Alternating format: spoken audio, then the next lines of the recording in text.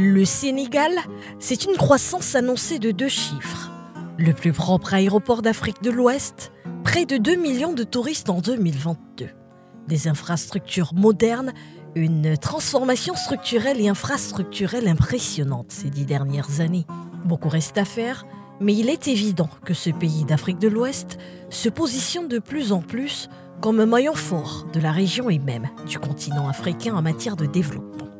Bienvenue au pays de la Teranga.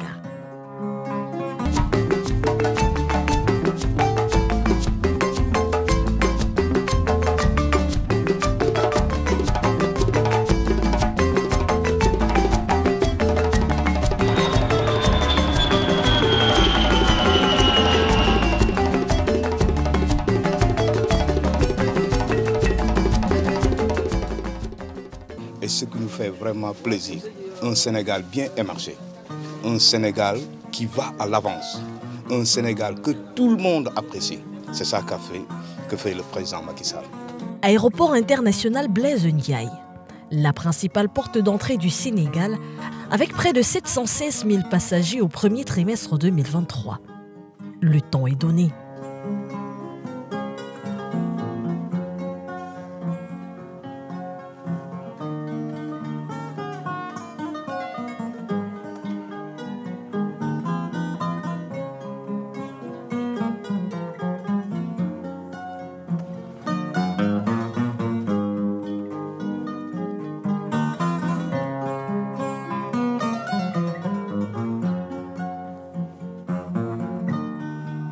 Ce joyau a coûté 524 millions d'euros, dont 70 millions d'euros de la Banque africaine de développement.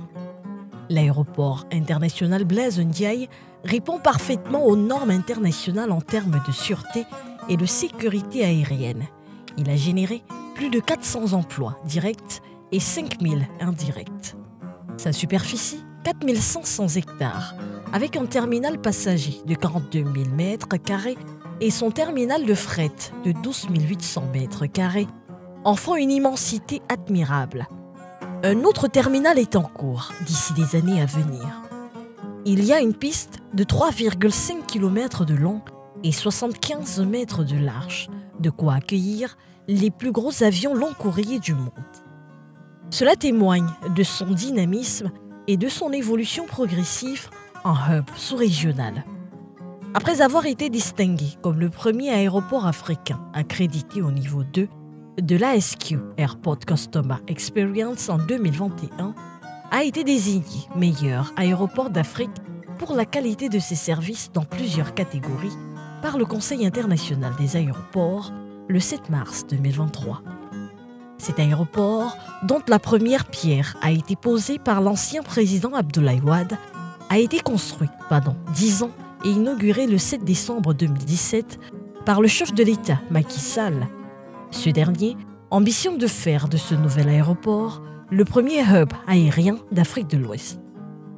Dans les projections, de nouveaux terminaux et une seconde piste devraient voir le jour afin d'atteindre un objectif de 5 millions de passagers en 2024-2025 et 10 millions de passagers à l'horizon 2035. Au cours du premier trimestre 2023, l'aéroport international Blaise Ndiaye a accueilli près de 716 000 passagers, une performance qui indique que sa capacité de 3 millions de passagers par an pourrait être dépassée d'ici 2025 ou 2030 au plus tard, grâce à la reprise du tourisme international.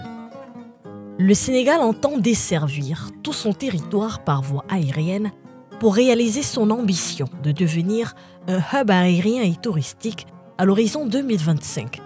Ainsi, un ambitieux plan de réhabilitation ou de construction de nouveaux aéroports a été lancé en 2018. L'inauguration de celui de Saint-Louis en 2022, en écho au premier vol direct de l'aéropostale entre Toulouse et Saint-Louis en 1927, n'est que la première étape d'un programme de reconstruction des aéroports régionaux du Sénégal qui comprend Saint-Louis, Matam, Tambacounda, Ziguinchor et Kédougou. Cette stratégie de densification s'accompagne de la création d'une nouvelle compagnie aérienne, Air Sénégal. Dans cette dynamique, le gouvernement actuel a décidé de se lancer dans la modernisation de la flotte de sa compagnie aérienne. 9 appareils composent sa flotte, tandis que 7 autres sont attendus très prochainement afin d'agrandir et développer son réseau. Mais cela ne s'arrête pas là. Une académie des métiers de l'aéronautique via une école de l'air et un partenariat stratégique avec l'armée de l'air sénégalaise et Air Sénégal a été créée. Cette académie de l'air dispose aujourd'hui, dans les locaux de l'école polytechnique, de 17 avions, écoles et hélicoptères, école pour les élèves pilotes et les élèves mécaniciens notamment. Elle sera également ouverte aux autres pays africains. L'ambition est de faire de cette compagnie l'une des plus compétitives en Afrique et même dans le monde tout entier.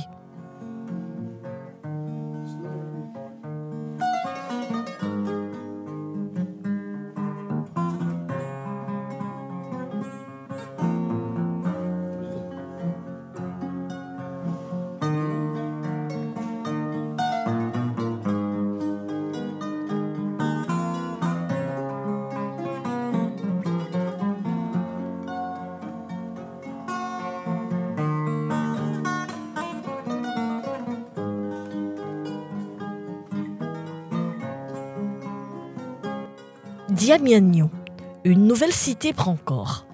C'est l'un des plus grands chantiers jamais lancés dans l'histoire du Sénégal.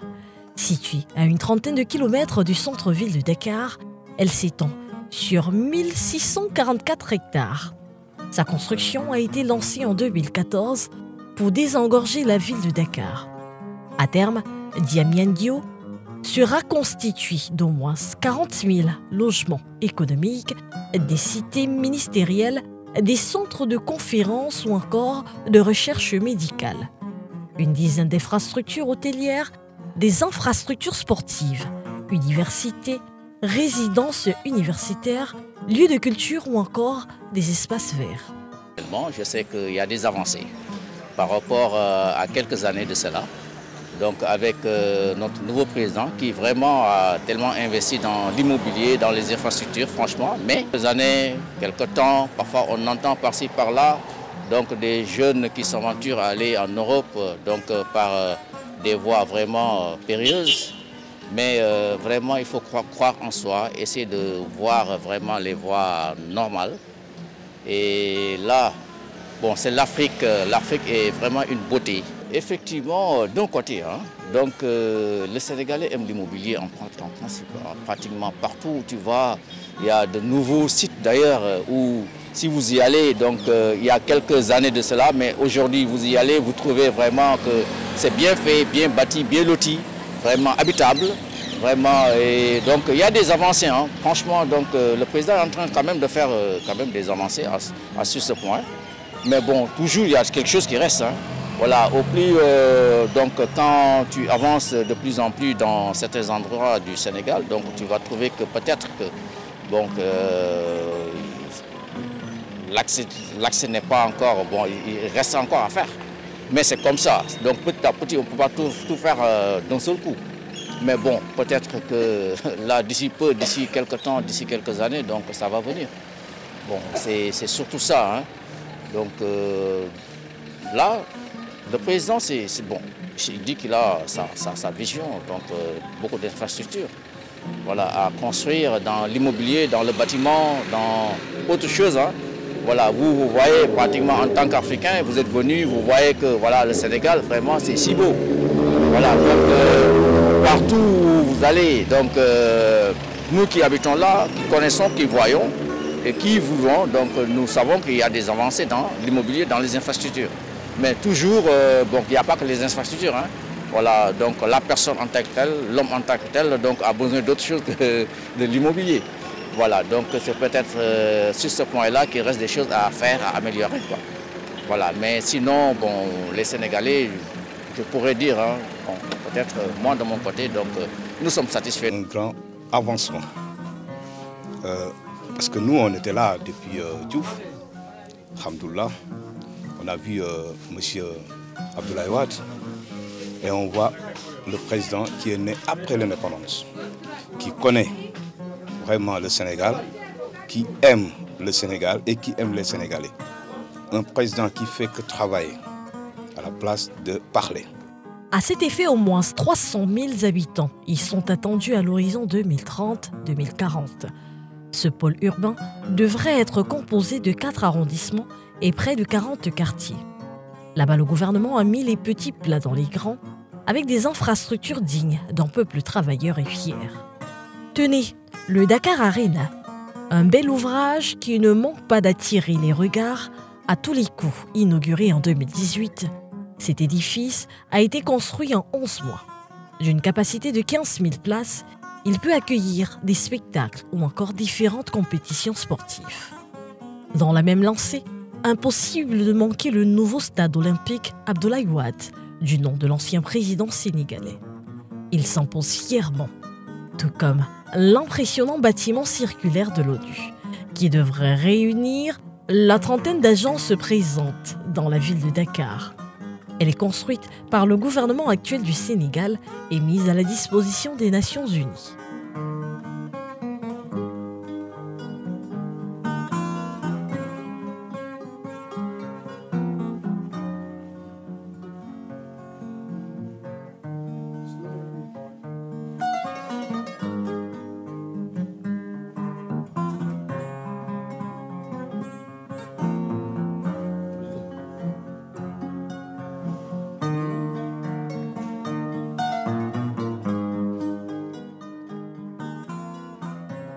Il y a moins de 10 ans, le président Macky Sall lançait le démarrage des travaux autour de cette nouvelle ville. Une vision futuriste qui vient transformer cet espace jadis quasi vierge. L'amélioration des travaux de transport n'est pas en reste. D'après les prévisions, la population du pays devrait atteindre 25 millions en 2035 et 39 millions en 2050. Il faut alors anticiper sur les problèmes complexes de mobilité urbaine dont le pays est particulièrement dans la métropole de Dakar, suivant son triangle Dakar, Rufisque, Pikine. L'État sénégalais a mis sur pied le train express régional, le TER, qui en 2022 a transporté près de 17 millions de passagers, soit près de 48 000 par jour. Les trains roulent à une vitesse de pointe de 160 km/h et peuvent transporter 115 000 personnes par jour, de 5h à 22h. Il y a donc encore une marge de progression de plus de 60% à ce jour, en attendant une plus grande densification de la nouvelle ville de Diamniadio. Cette infrastructure va non seulement favoriser la création d'un millier d'emplois, mais aussi permettre de réduire les embouteillages monstres que connaît Dakar, où se concentre la quasi-totalité des activités économiques du pays. À côté, l'on a le bus Rapid Transit. Le Sénégal espère offrir à ses citoyens les moyens d'une mobilité de qualité et utile pour leurs activités sociales et économiques. En clair, voici l'identité du projet. Coût total de près de 300 milliards de francs CFA, soit plus de 457 millions d'euros, pour 144 bus articulés pouvant contenir 154 passagers chacun. Un tracé de 18,3 km, un temps de parcours réduit de 95 minutes à 45 minutes en moyenne. 14 communes traversées, une disponibilité de 7 jours sur 7, de 6h à 22h. 100% électrique et solaire, son inauguration est prévue pour le mois de novembre 2023.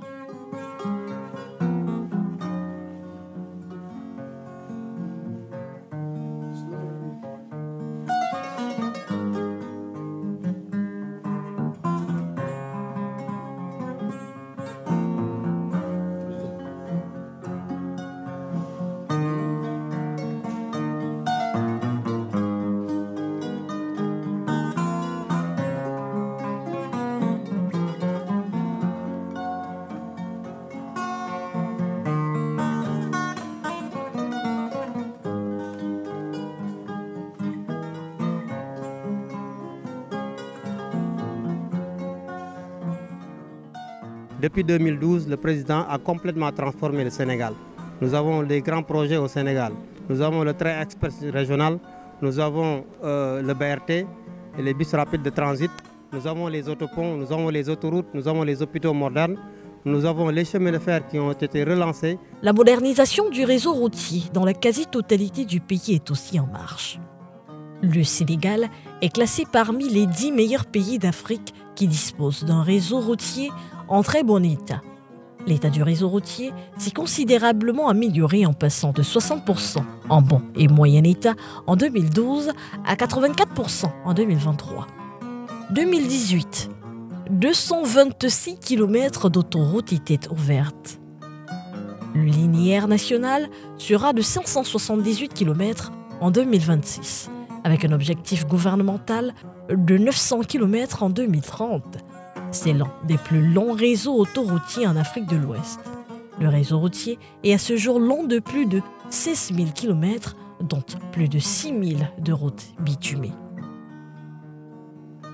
Une dynamique qui se poursuit avec la construction en cours de plusieurs autoroutes, Donbourg, Fatick, Koualak, sur un linéaire de 100 km ou encore Dakar, Tivaouane, Saint-Louis, sur 200 km. Au-delà des autoroutes, plus de 2500 km de routes revêtues et 6000 km ont été réhabilitées et construites, permettant ainsi d'interconnecter toutes les capitales régionales et départementales du pays. Il y a toujours une continuité, il y aura toujours une continuité parce qu'il n'arrête pas. Il n'arrête pas. Il est en train toujours de faire des travaux au Sénégal. On ne peut pas imaginer les chantiers que le Sénégal. Et on peut dire que bon, on a un paradis. On a un paradis. Parce que tout est bien, tout est beau. Regarde, Berthe, c'est pas encore terminé. Mais les Sénégalais, ils n'ont pas la patience parce qu'ils veulent voir cette beauté et cet avancement. Regarde le terre, regarde l'aéroport, regardez les autoroutes, regardez jusqu'à Ila Touba, alhamdoulilah, les stades. Et puis c'est un président qui nous porte bonheur. De vrai, hein? Regarde tout ce que le Sénégal actuellement est en train de gagner. C'est ça la sens. Parce que quand tu aimes ton pays, quand tu veux que ton pays avance, mais les gens, Dieu ne va pas te laisser comme ça. Il sera avec vous. Et c'est ce qu'a fait. Moi, en tout cas, de toute façon, ce que je veux, c'est que toute l'Afrique soit comme ça, comme le Sénégal. Plus que le Sénégal même, parce qu'on est africain et fiers de l'être. Vraiment, quand on voit les Occidentaux, comment on voit les pays européens et les pays africains, mais nous aussi, Africains, on a le droit d'avoir des beaux. Un document précise que 3000 emplois destinés principalement aux jeunes ont été créés par les projets autoroutiers. Ces projets autoroutiers génèrent en moyenne 50 emplois au kilomètre pendant la phase de construction et 4 emplois au kilomètre pendant l'exploitation. Cela représentera en 2026 près de 28 000 lots de compétences exploitées et près de 2200 emplois seront ouverts dans l'exploitation.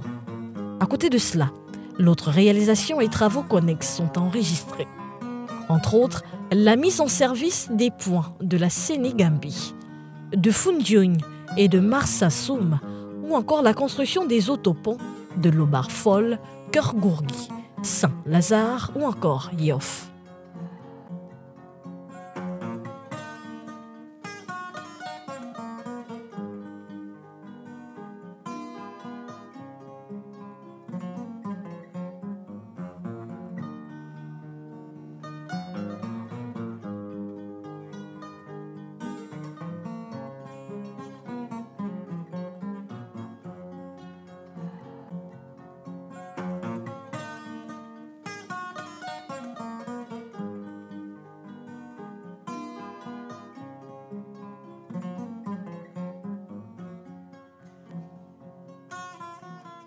Direction la mer, clin d'œil au port de Dakar, qui a besoin d'être désengorgé. Il date du 19e siècle et est situé en plein centre-ville. Il capte 95% des échanges commerciaux du Sénégal, mais aussi 80% des hydrocarbures et 65% des autres trafics du Mali enclavé.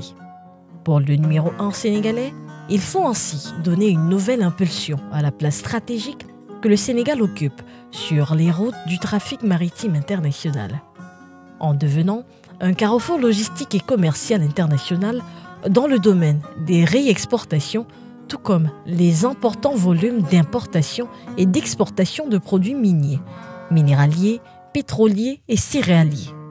Pour atteindre ces objectifs, la construction de 2 nouveaux ports était nécessaire.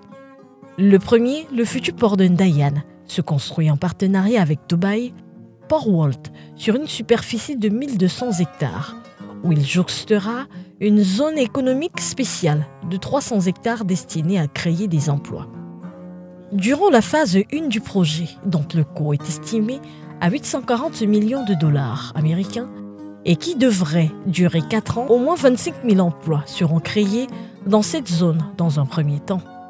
Sur les 2 phases, il est envisagé la création de 100 000 à 250 000 emplois à long terme. Le coût total du projet est de 1,1 milliard de dollars. Ce qu'il faut noter, c'est que ce seul projet va permettre une augmentation des échanges commerciaux équivalents à 3% du PIB du Sénégal d'ici 2035 selon les chiffres. Ndayane ambitionne d'imposer sa compétitivité au plan national et international.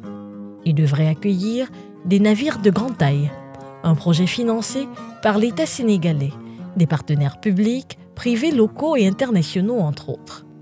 Aussi le port minéralier de Bargny, projet initié par l'État du Sénégal pour prendre en charge les importants volumes d'importation et d'exportation de produits miniers, minéraliers, pétroliers et céréaliers comme le riz paddy ou les phosphates. Il aura 18 mètres de tirant d'eau, soit l'un des plus profonds d'Afrique, à même d'accueillir de plus gros navires de 120 000 tonnes et plus sur la côte sénégalaise. Les mutations économiques attendues seront majeures sur l'import et l'export, et notamment le phosphate pour lesquels les entreprises locales restent très peu compétitifs du fait de la petite taille des navires. Le pays espère qu'il va transformer la localité qui vient d'accueillir une nouvelle centrale électrique en un véritable hub industriel de référence dans la sous-région ouest-africaine.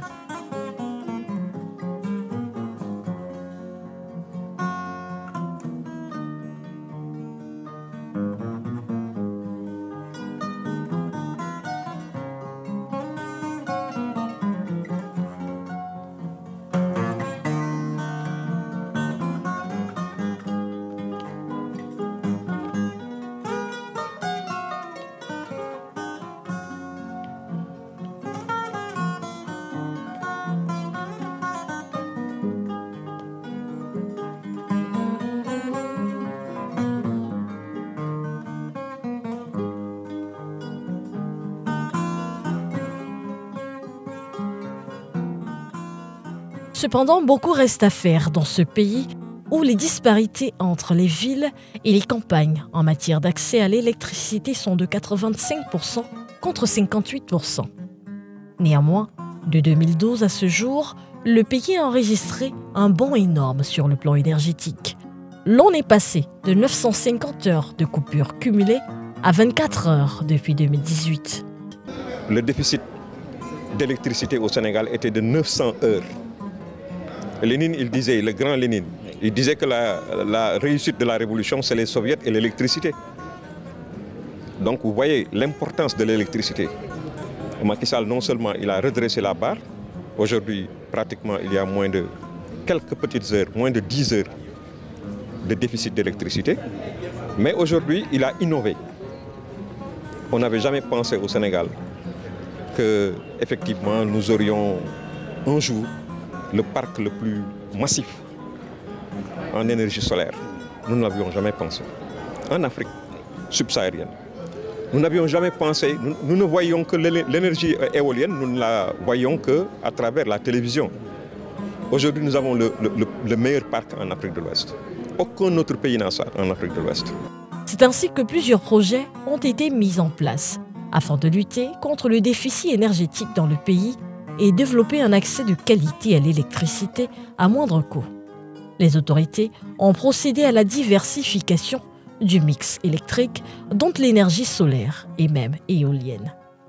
Le projet de développement de la filière éolienne devient alors un projet principal en diversifiant la production d'énergie et en réduisant la dépendance aux énergies fossiles. Plusieurs parcs éoliens sont en cours de construction. Le parc éolien de Taïba Ndiaye, inauguré en début de l'année 2020 par le président Macky Sall, en est un exemple. Situé à 90 km nord de Dakar, il a une capacité de plus de 158 MW et fournit de l'électricité à plus de 2 millions de Sénégalais. C'est le plus grand parc éolien d'Afrique de l'Ouest. À terme, les énergies renouvelables devraient composer 30% du mix énergétique du pays et Taïba Ndiaye en fournira la moitié. Parallèlement, pour ce pays qui importe en gaz l'équivalent de 10% de son PIB, pour produire de l'électricité, l'exploitation du méga champ gazier GTA prévu à partir de 2023 permettra également de soulager la trésorerie publique. Tous ces projets et réalisations vont de pair avec l'amélioration des services sociaux de base pour la population, tels que l'eau, la santé ou encore l'éducation. Sur le plan sanitaire, par exemple, en 2021, le Sénégal a inauguré au moins 4 hôpitaux régionaux d'un coup, à savoir l'hôpital de Kaffrine, l'hôpital de Kédougou, l'hôpital de Touba et le Sédhiou, pour un total de 750 lits, avec un plateau technique de dernière génération. Ils offrent chacun une vingtaine de services médicaux. À ce jour, plusieurs hôpitaux ont été construits et équipés avec du matériel médical de dernière génération à l'intérieur du pays. Par ailleurs, la prévention et la consolidation des premiers pas dans l'industrie pharmaceutique ont également été prises en compte. L'Afrique ne produit que 1% des vaccins dont elle a besoin. La crise du Covid a déclenché une volonté de souveraineté pharmaceutique et sanitaire matérialisée au Sénégal par un chantier de 1300 hectares pour la production des vaccins. En clair, l'accès aux soins de santé s'améliore via les infrastructures, mais aussi à travers une offre de médicaments et de solutions financières comme l'assurance maladie universelle. Ce filet de sécurité est destiné aux couches sociales les plus défavorisées et leur permet d'accéder aux soins de qualité dans les hôpitaux publics. La cotisation est accessible à tous. 7 000 francs CFA par personne et par an, subventionnée à hauteur de 50% pour les personnes qui ont la capacité de cotiser, soit 3 500 francs CFA pour les personnes indigentes. La cotisation est gratuite, prise en charge totale à 100%. L'on note aussi, entre autres, des services comme la césarienne dans les structures publiques, la prise en charge des séances d'hémodialyse de plus de 1500 maladies. Le gouvernement a également mis en place d'autres filets sociaux permettant d'améliorer les conditions de vie des populations. On peut citer les politiques de bourse familiale. Ce programme a pour objectif de mettre à la disposition des ménages vulnérables des bourses par trimestre pour renforcer leurs moyens d'existence et capacités éducatives et productives. Fixée à 25 000 francs CFA à sa mise en place, elle vaut à présent 35 000 francs CFA. Au moins 400 000 familles en sont bénéficiaires. D'ici peu, selon les prévisions du gouvernement, ce sera 1 million de familles qui en bénéficieront. Le social est présent a beaucoup fait pour les étudiants, avec 250 francs, un étudiant a le petit déjeuner, le repas et le dîner. C'est inédit au Sénégal. Donc pour le plan social, les bourses sociales, plus de 500 000 familles ont bénéficié des bourses sociales. Il y a le programme Xëy Ndaw Ñi, l'emploi des jeunes. Bref, le président est en train d'envoyer le Sénégal vers un élan de développement. Les enfants de 0 à 5 ans sont soignés dans les hôpitaux avec 0 francs. Et les Sénégalais, à travers cette couverture maladie universelle, l'État leur demande de cotiser 3 500 et l'État complète le reste.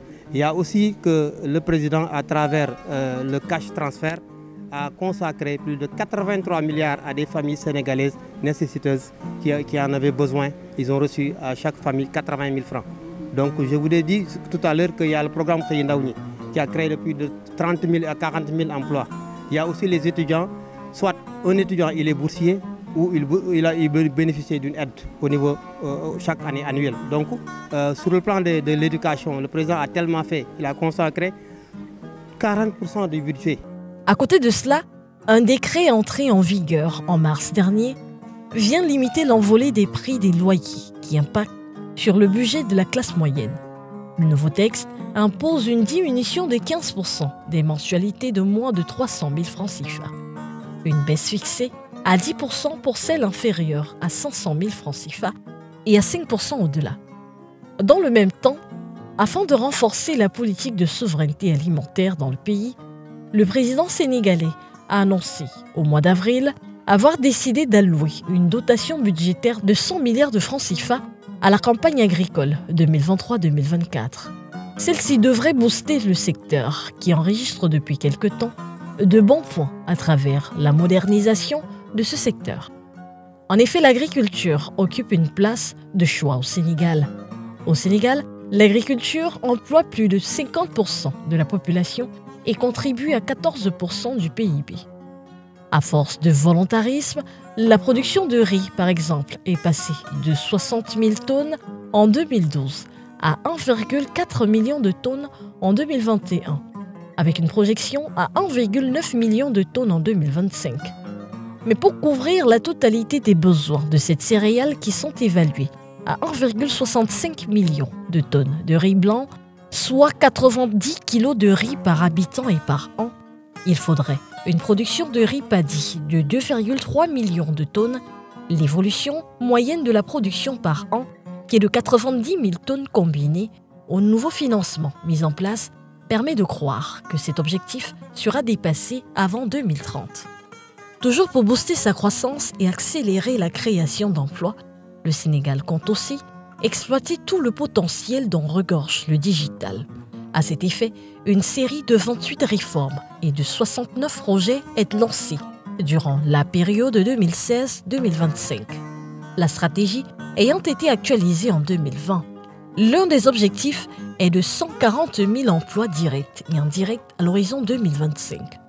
Le gouvernement sénégalais estime que le numérique pourrait alors contribuer à 10% du PIB cette année-là, compte tenu des nouvelles modalités de création de richesses et les nouveaux types d'emplois liés à ces activités spécifiques.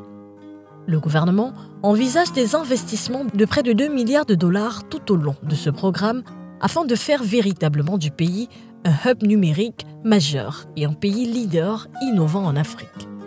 Le cas du projet de parc de technologie numérique dont l'inauguration est prévue en décembre prochain.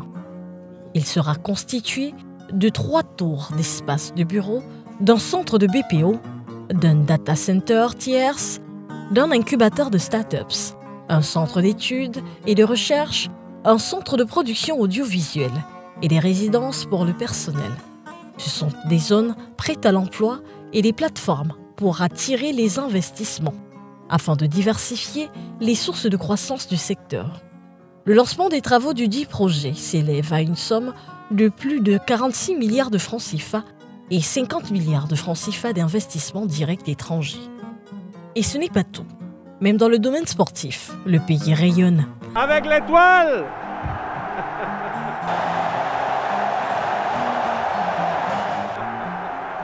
Stratosphérique, féerique, magique, on a presque envie de dire que tous les adjectifs ne suffisent pas pour qualifier les performances sportives sénégalaises. Avec son sacre en Coupe d'Afrique des Nations chez les moins de 17 ans, le Sénégal a installé un nouveau record, devenant la première nation africaine vainqueur de 5 compétitions majeures de la Confédération africaine de football, ceci après les sacres en Coupe d'Afrique des Nations seniors, de beach soccer, respectivement en février et en octobre 2022, suivi cette année 2023 du championnat d'Afrique des Nations en février et de la Coupe d'Afrique des Nations des moins de 20 ans en mars. Incontestablement, l'hégémonie du football sénégalais sur le continent n'est plus à prouver. Mais comment fait le Sénégal du président Macky Sall? La question mérite son pesant d'or. Derrière ces victoires sportives visibles en Mondovision se cache une véritable volonté politique. L'exécutif sénégalais ne lésine sur aucun moyen pour mettre les véritables acteurs de ce sport dans les conditions optimales. En témoigne cette formation à la base, véritable atout de la bonne santé du football sénégalais, incarné par des centres de formation de référence. Génération Foot, Diambar ou encore le centre de développement technique Jules-François Bocandé en sont de parfaites illustrations. La CAN U17 vient ainsi mettre en vitrine la qualité de la formation au Sénégal, tout ceci avec pour objectif de rehausser le football sénégalais au niveau africain. Un investissement qui fait du pays de Macky Sall le premier pays exportateur de joueurs au monde, aux côtés d'autres pays comme le Nigeria. À côté de toutes ces réalisations, le tourisme occupe aussi une grande place dans la politique gouvernementale. Le pays mise alors sur l'écotourisme et sa biodiversité. Les résultats sont parlants. Au moins 2 millions de touristes foulent le sol sénégalais chaque année. L'ambition est d'atteindre 3 millions par an à l'horizon 2023.